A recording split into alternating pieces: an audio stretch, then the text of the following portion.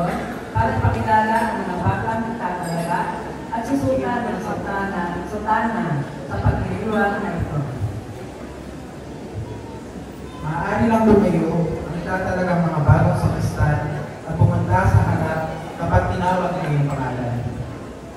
Ang itatalagang mga bagong sakristan ay sina Carlos Miguel Vargas, Yuan Jaren Pura, Eugene Kendall Pura, Gideon Martin Yuhukos, Inigo Miguel Marcelania, Jayward Martinez, Junrey Estera Yugalta, Joeda Johan Quezon, Kelvin Kling Bukeren, Mark Betko, Mark Franz Zapata, Mark Manuel Del Rosario, Nathan Angelo Gonzalez, Raven Louis Penafiel, Renz Jamir Canlas, Raymart Cyrus Matali, Ron Gabriel Umayang, Johan Kyle Elude, Zeus Nathan Felipe, Reverendo at aming mahal na Pura Paroko, Father Roy Manindi, sa harap ninyo at sa komunidad ng Our Lady of Lourdes Parish ay ang mga bagong miyembro na nais na formal na makilala bilang mga miyembro ng Ministry of Altar Service. Mga minamahal na kapatid kay Kristo, ang mga kapatid natin ito ay nagnanais na pagkalooban ng ating simbahan ng banal na gawain na maging lingkod sa dambana o sa Kristan. Idalangin natin mapasa kanila ang paggabay ng Panginoon sa pagsasagawa ng kanilang banal na tungkulin. At kayo naman mga kapatid na nagnanais na maging mga altar server, binabati ko kayo at pinasasalamatan sa inyong taos-pusong pagtugon sa tawag ng Diyos.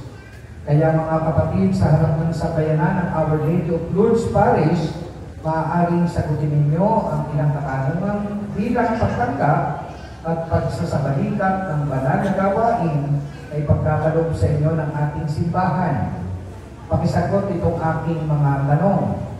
Kayo ba ay nakahanda na gampanan ng walang pasubati ang banal na tungkulin na maging kabataang tagapaglingkod sa altar bilang mga sakristan?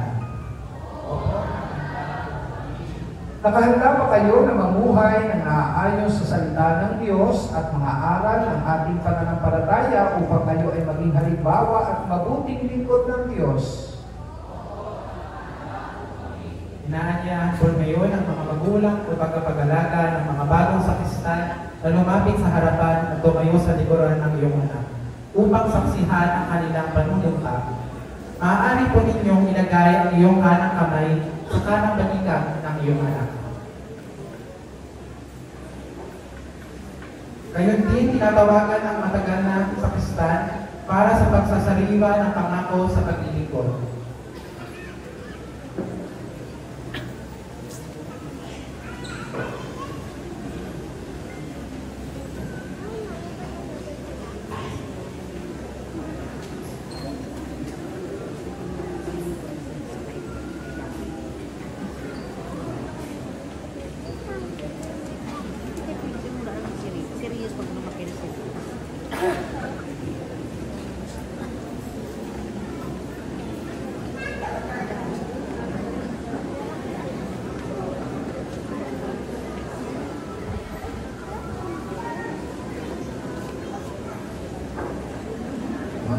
Minamahal ko mga sakristan, ngayon bigkasin ninyo ang inyong pangako sa harap ng Diyos at ng sambayanan. Sabay-sabay kayo.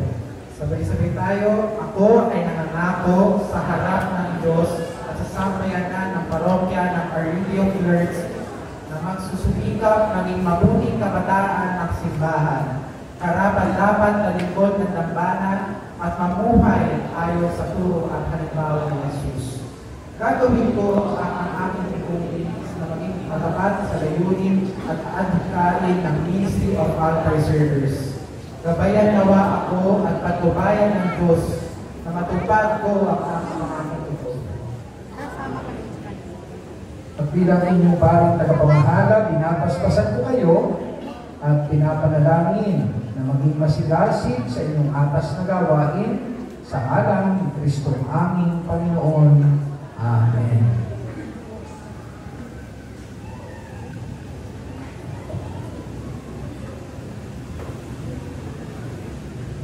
Yung mga pwede lang umupo muna yung